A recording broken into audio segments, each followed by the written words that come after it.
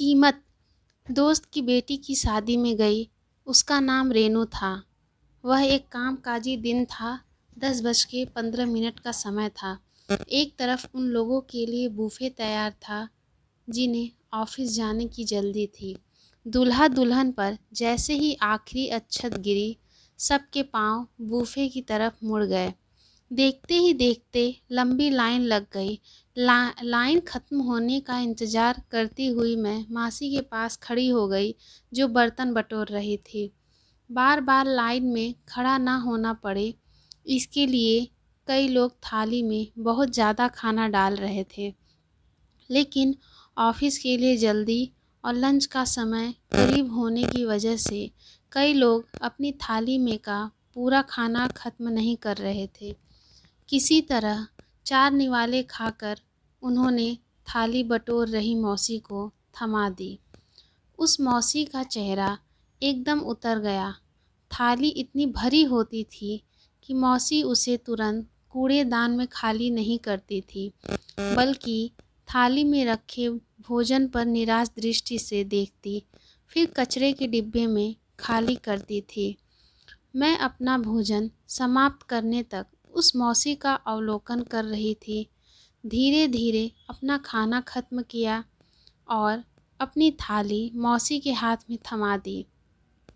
थाली पूरी तरह से खाली देखकर मासी के चेहरे पर संतोष झलक रहा था। मैंने मासी से पूछा, मैं पीछे से देख रही थी, डिश में रखा खाना कूड़ेदान में डालने में आपको काफ़ी परेशानी हुई होगी। क्या ऑफिस के कर्मचारी आपको पूरा खाना देते हैं? मासी उदास होकर बोली, मुझे मिल जाता है, लेकिन गांव में मेरे बच्चे भूखे हैं।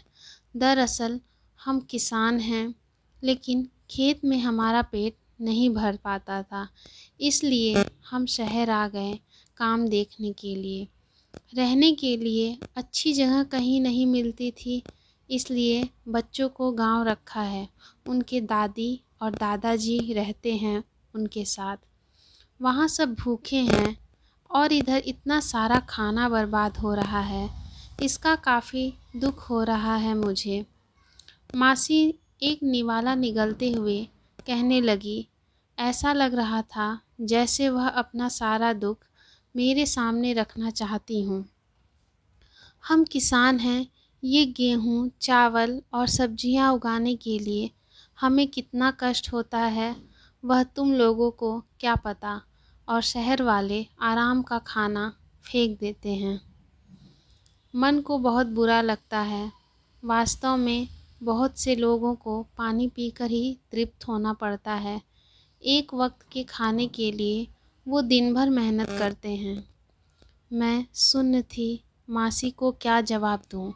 मुझे समझ नहीं आ रहा था। मैं मुस्कुराते हुए वहाँ से चली गई।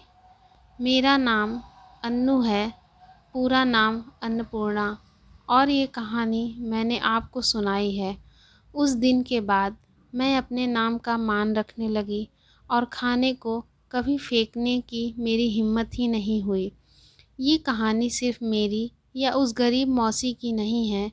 ये कहानी देश के 2 हिस्सों में बटे लोगों की है, जिसमें एक समूह के लोग जिन्हें आसानी से ज़रूरत से ज़्यादा खाना मिलता है, और एक हिस्से के लोगों को दिन भर की मेहनत के बाद भी भरपेट खाना नसीब नहीं होता।